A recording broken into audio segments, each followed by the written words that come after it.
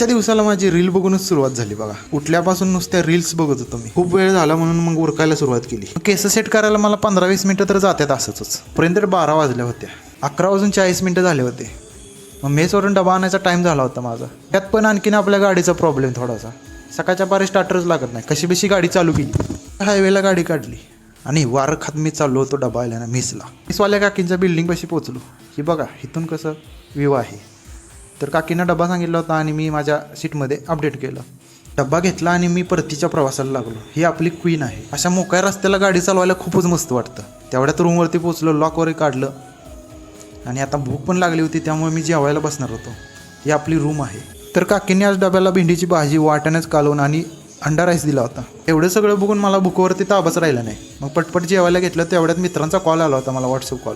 कॉलवरती फक्त 4 जणच होती. बाकीचे काय ऑनलाईन नव्हते त्यामुळे त्यांनी काय कॉल उचलला नाही. त्यांच्यासोबत गप्पा मारल्या. माझा कंपनीमध्ये जायचा वेळ झाला होता.